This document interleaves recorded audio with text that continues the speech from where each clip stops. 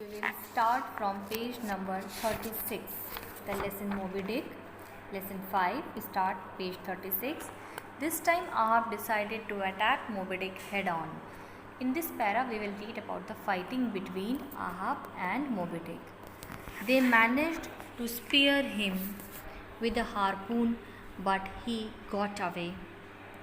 उन्होंने हारपून जो थे उनके वेपन्स उसे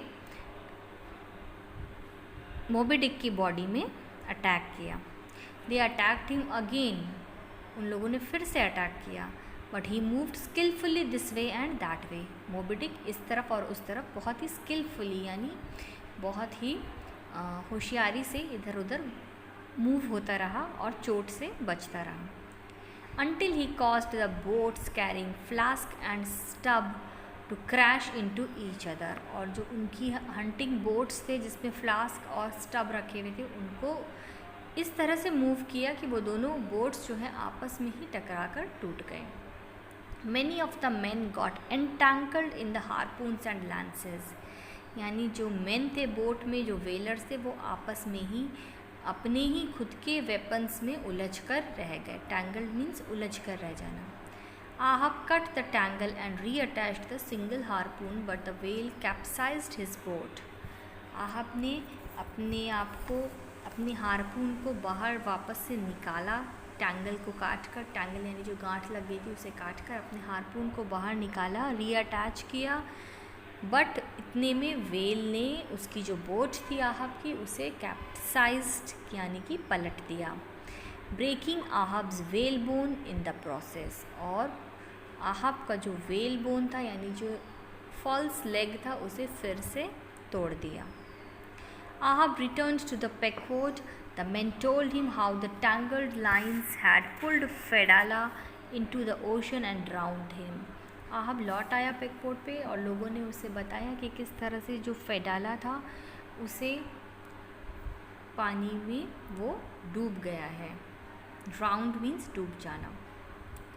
He realized that one part of Fedala's prophecy had come true. फेडाला ने एक प्रोफेसी की थी. प्रोफेसी यानी भविष्यवाणी की थी कि फेडाला जो है वो आहब से पहले मारा जाएगा. और ये भविष्यवाणी सच हो चुकी थी. Again Starbuck begged Ahab to call off the hunt, but he refused. Starbuck ने आहब से बार बार रिक्वेस्ट की. बेग्ड यानी भीख मांगना. बोला बहुत ज़्यादा रिक्वेस्ट करके, भीख मांगते हुए कि अब ये जो हंटिंग है इसे कॉल ऑफ करो यानी इसे रोक दो. बट आहब ने रिफ्यूज़ कर दिया यानी कि मना कर दिया रोकने से. The carpenter quickly made Ahab a replacement leg from the debris of his harpoon boat. Carpenter ने फिर से आहब के लिए एक रिप्लेसमेंट लेग, क्योंकि उसका लेग टूट चुका था, उसकी जगह एक रिप्लेसमेंट लेग बना दिया. किस चीज़ से बनाया? Debris of the हारपून boat. उनकी जो हारपून बोट टूट गई थी उसके जो बचे कुचे वुड और ब्रिक्स और ये सब मेटल्स, ये सब पार्ट्स थे, उससे जोड़ वोड़ कर फिर से एक रिप्लेसमेंट लेग बना दिया आहब के लिए. On the third day we looked for the whale but did not see him. The air was fraught with tension. Third day वो फिर वेल को ढूंढते रहे बट वेल नहीं दिखाई दिया और चारों तरफ एक डेंजर का माहौल, एक डर का माहौल बन चुका था, टेंशन का माहौल बन चुका था. Around noon Ahab climbed to the top of the mast and saw Moby Dick following us. The whale was dragging along the harpoons which had pierced him with over the past 2 days. आहब ने ऊपर मास्ट पे चढ़कर देखा afternoon में, बिल्कुल नून में, दोपहर में. उसने देखा कि जो मोबी डिक है उसके बॉडी में हारपून्स फंसे हुए हैं. जिस हारपून से इन लोगों ने अटैक किया था उस पर वो सारे उसकी बॉडी में फंसे हुए थे और उनको खींचते हुए मोबी डिक शिप के पीछे आ रहा था. We turn the ship around. Ahab came back on the deck and shook hands with Starbuck before we lowered the boats. Starbuck was in charge now. Sharks nipped at our oars as we headed towards Moby Dick. When he surfaced, he damaged 2 boats, leaving only Ahab's boat intact. Ship को पीछे की तरफ मोड़ लिया क्योंकि पीछे आ रहा था ना मोबी डिक, तो मोबी डिक की तरफ मोड़ लिया शिप को. और फिर आहब जाकर के उसने स्टारबक के साथ हैंडशेक किया, यानी आहब ने जो अपनी रिस्पॉन्सिबिलिटी थी कैप्टन की वो स्टारबक को दे दी और फिर वो बोट्स लेकर फिर से नीचे उतर गया। अब स्टारबक जो है वो पेकवुड शिप का इंचार्ज था और शार्क्स जो थे उन्होंने वाटर के अंदर जो दूसरे शार्क्स थे वो क्या कर रहे थे, जो बोट की जो ओर्स थे, ओर्स यानी जो पतवार होती है उसे निप्ट यानी चबा डाल रहे थे। जो भी बोट्स मोबी डिक की तरफ बढ़ रहे थे उसके पतवार जो होती है ओर्स उसको शार्क्स चबा डाल रहे थे। एंड व्हेन ही सरफेस, ही यानी जब वो शार्क मोबी डिक ऊपर आया सरफेस पे, उसने तुरंत ही 2 बोट्स को डैमेज कर दिया। सिर्फ आहब की बोट अब इंटैक्ट बची थी। Ahab sent other men back to the ship and looked for the whale. Ahab ने बाकी सारे लोगों को शिप की तरफ लौटा दिया और अकेले ही वेल को ढूंढने लगा। It had been swimming under water and now came up near the ship. वो पानी के नीचे ही वाटर में स्विम कर रहा था और अचानक से वो शिप के पास निकल आया। Ahab followed quickly and when he came near the ship heard Starbuck calling for him to stop for his madness. जब वो शिप के पास आया आहब तो स्टारबक अभी भी उसे आवाज़ लगा रहा था कि अपनी ये मैडनेस यानी कि ज़बरदस्ती पागलपन जो है पीछा करना मोबी डिक का, इसे अब बंद करो क्योंकि मोबी डिक पूरी तरह से सबको नुकसान पहुंचा। Shark swam alongside Ahab's boat and kept crunching off bits of the oar. Sharks Ahab के बोट के आसपास तैर रहे थे और उसकी जो पतवार थे उसको चबा डाल रहे थे। क्रंचिंग यानी तोड़ डाल रहे थे दांतों से चबाकर। Suddenly Moby Dick changed course and headed straight for the Pequod. और मोबी डिक ने अचानक से अपना रास्ता बदला और वो स्ट्रेट पेकवुड जो थी उनकी शिप उसके पास चला गया। Ahab gave chase hoping to save the ship. Ahab भी उसके पीछे पीछे गया ये सोच कर कि वो शिप को बचा लेगा। Tashtego was trying to hammer a new flag into place. Ahab, Starbuck and Stubb all sighted the monstrous whale at the same time। और उसी वक्त सब ने एक साथ ही वेल की तरफ देखा। आहब, स्टारबक, स्टब, टास्टेगो ये सारे क्रू मेंबर्स हैं। Angry Ahab stuck at the whale with all his might। The injured whale darted forward and the rope tied to the harpoon got stuck in the grooves of the oar। अपनी अपनी पूरी ताकत लगा करके उस पर attack किया well पर, और वेल क्योंकि इंजर्ड हो चुका था और वो बहुत डार्टेड फॉरवर्ड मतलब बहुत ही तेज़ी से वो आगे बढ़ा, है ना।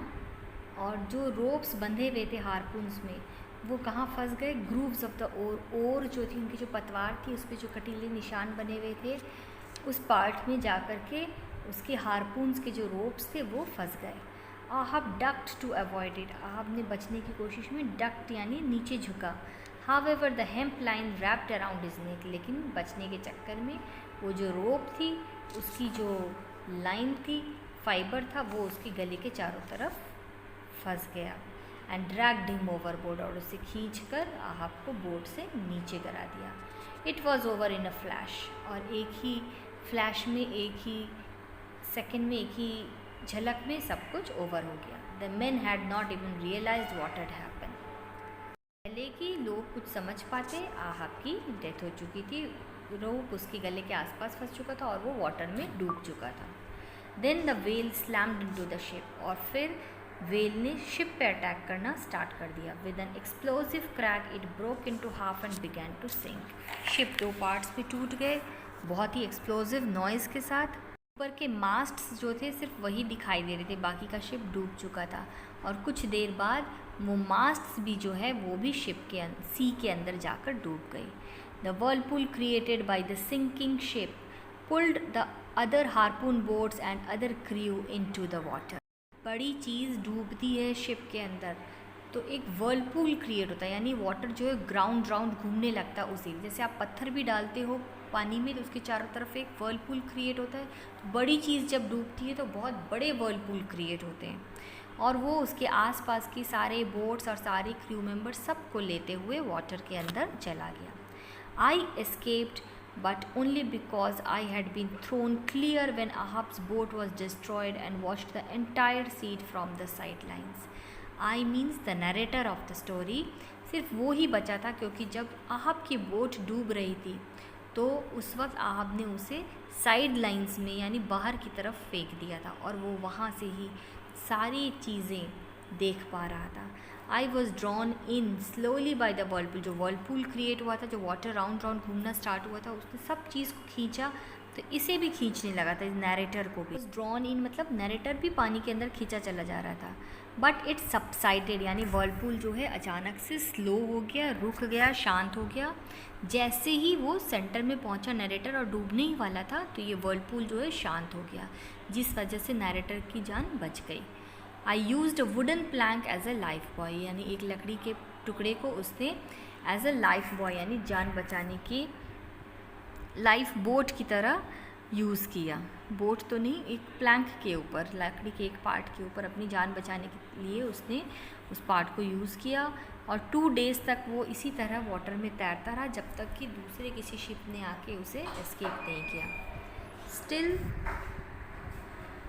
searching for his lost son, Captain Gardiner had found another orphan, यानी कैप्टन गार्डिनर अपने बेटे को तो ढूंढ ही रहे थे, बट इतने में उन्हें कौन मिला? अनादर ऑर्फन, एक और अनाथ हुआ हुआ person. Who was he? He was the narrator of the story. Story properly and ask if you have any doubts.